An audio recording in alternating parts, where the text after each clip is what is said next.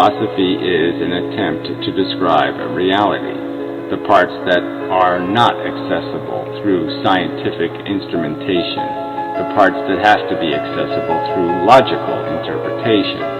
Which is why I'm always confused by the question, or by the supposition that the universe has no value. So please, if you want to say that there is value, then it's your case to prove. Well, value doesn't work like that. It's not... Well, see, now it says you're saying value doesn't work like that. But it does work like that. There's a truth to be discovered, like all philosophy. Philosophy is an effort to discover the truth, not to make stuff up, not to be a psychologist, not to feed you candy, not to feed you what you want to hear.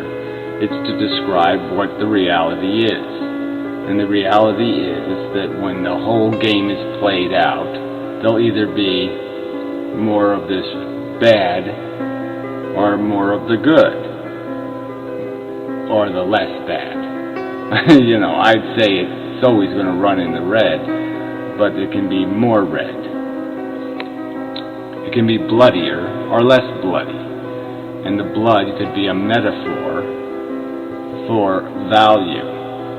And it's not a very distant metaphor, as one could clearly associate the spilling of blood with the wasting or squandering of suffering. Look, it's an invisible property. Let's just concede. You can't go look for it with a telescope or a microscope or some any other kind of scope.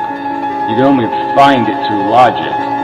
And again, your own testimony is this instrument that makes it quite obvious to you. How can you deny the existence of your sentience? How can you deny the fact that it is a substantive thing?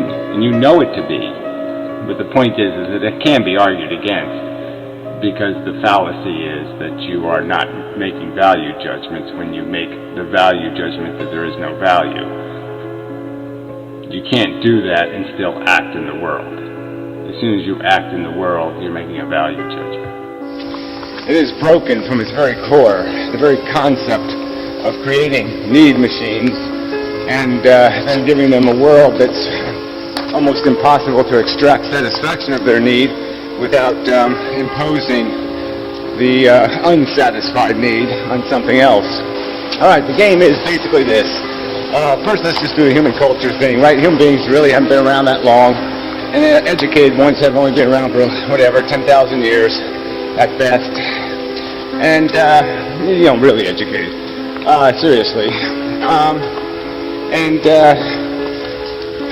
So it was just about a bunch of knowledge acquisition. We came from monkeys and gorillas and whatnot, and raw animals didn't know how to control fire, do any of that stuff. We acquired that knowledge.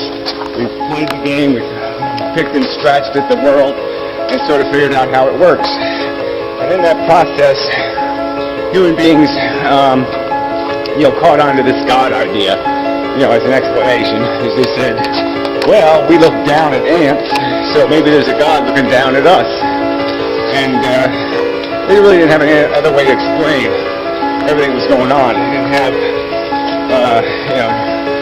chemistry and biology and physics, so they just had a bunch of, thunder, spooky, scary, lightning, scary, hurricane, tornado.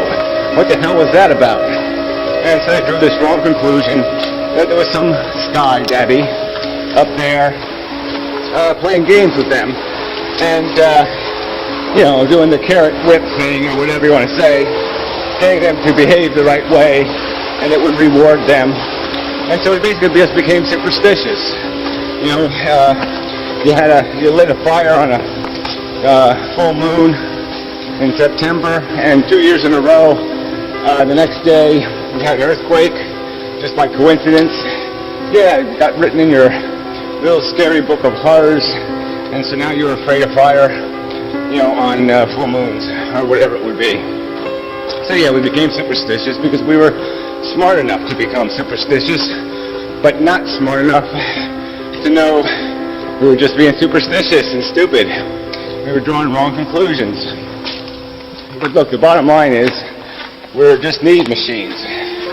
We generate the potential for harm in the universe. The universe, without living well, more importantly, without feeling life, there's nothing to harm.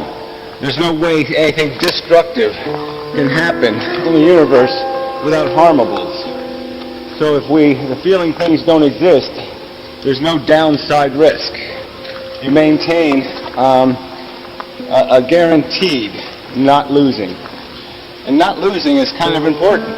Not losing is a good thing. Right? I know winning is, perceived as the way to go. But not losing is also good. And the risk of trying to win is the fact that you really can't.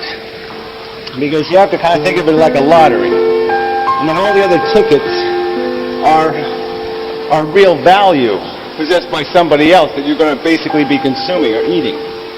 So you really can't win without somebody else losing. Then there's going to be more losers than winners. It happens in every war. It happens in every contest. There's always more losers than winners. And, an open contest, unlimited players, you will create more losers than winners. And that's the paradox, the impossibility of our circumstance. You just can't play the life game without causing more harm than you're ever going to be able to compensate for with your moments of glory. It just isn't going to happen. There's no math to make this work. It's just going to fail. And so we just have to give up on creating the harmables, creating the need machines, because they don't need to exist. That's the key thing to understand. Because you feel the value doesn't mean the value is real.